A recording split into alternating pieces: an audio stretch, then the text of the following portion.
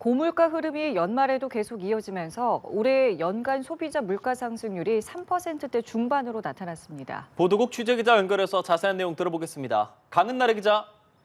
네, 통계청 자료를 보면 올해 마지막 달인 12월 소비자 물가 지수는 3.2% 올라 상승폭이 2달 연속 둔화했습니다.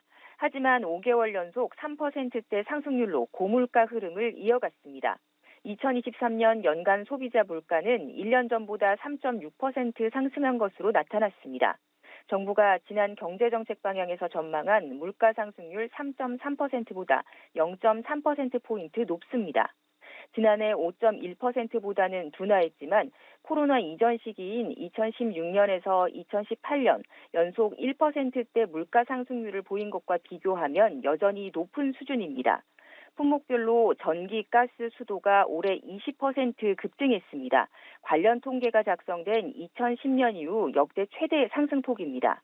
물가의 기조적인 흐름을 보여주는 근원 물가는 작년보다 4% 올랐고 체감 물가에 가까운 생활 물가 지수 상승률은 연 3.9%를 기록했습니다.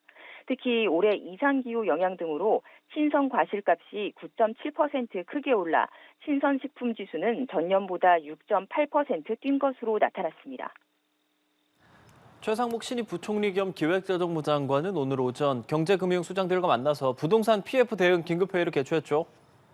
네, 그렇습니다. 부동산 PF로 유동성 문제를 겪고 있는 태영건설이 어제 워크아웃을 신청한 것과 관련해 이른바 경제금융 빅4 수장들이 대응책을 논의했습니다.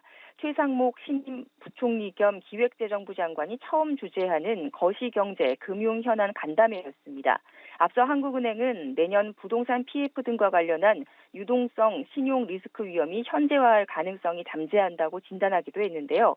최 부총리는 시장 안정 조치를 작년 10월 레고랜드 사태에 따라 50조 원 플러스 알파 수준으로 가동한 이후 부동산 PF와 건설사 지원 조치가 순차적으로 추가돼 현재는 85조 원 수준으로 운영 중이라고 설명했습니다.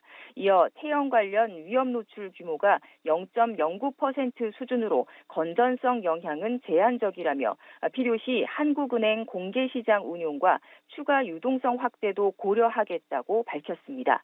정부는 태형건설 관련 정상화가 가능한 사업장은 적시에 유동성을 공급하고 대주단 협약 등을 통해서 산업장 재구조화를 촉진하는 한편 분양계약자와 협력업체 보호 조치 등을 차질 없이 시행할 방침입니다. 지금까지 보도국에서 전해드렸습니다.